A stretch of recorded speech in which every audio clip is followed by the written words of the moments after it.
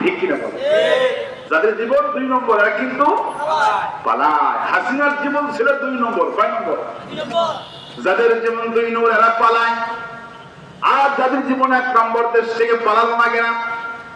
ইন্নাল্লাহা ইয়ারফাউ বিহাদাল কিতাব আকওয়ামান ওয়া ইয়াদাউ বিআখিরিন। রাসূলুল্লাহ বললেন, একটা লোকের যে সম্মান হয়, মর্যাদা হয়, মূল কারণ হলো কোরআন।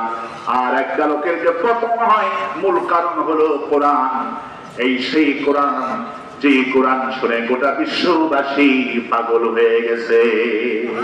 আল্লাহ পাক বলছেন, কেন কোরআন দিয়েছি তোমাদেরকে? শোনো, আলিফ লাম রা, কিতাবুন আনজালনাহু ইলাইকা লিতুখরিজান الناس من الظلمات إلى النور।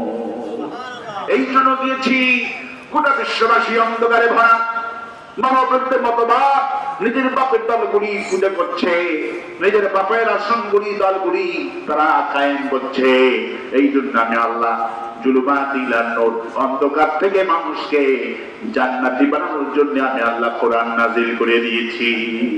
এই কোরআন যদি নবীর বাপ না মানে, এই কোরআন যদি নবীর ছেলে না মানে, আল্লাহ পাক বলেন, আদম আলাইহিস সালামকে আল্লাহ পাক বিশ্ববাসীকে দেখালি, যদি নবীর ছেলে হয়, নবীর স্ত্রী হয়, নবীর বাপ হয়, যদি কোরআনটা না মানে সে অবশ্যই জাহান্নামে হবে। আর যদি নবীর আত্মীয় হওয়া লাগবে না, বেলাল, রাসূলুল্লাহর কেউ না। ইমানের কারণে, তাকওয়ার কারণে আর সাজি পর্যন্ত আল্লাহ তার মর্যাদা বাড়ায় দিয়েছে। কিন্তু নবী যার বুকে ঘুমালেন আবু তালিব, বিশ্ব নবী 900 দিন আবু তালিবের বুকে ঘুমালেন।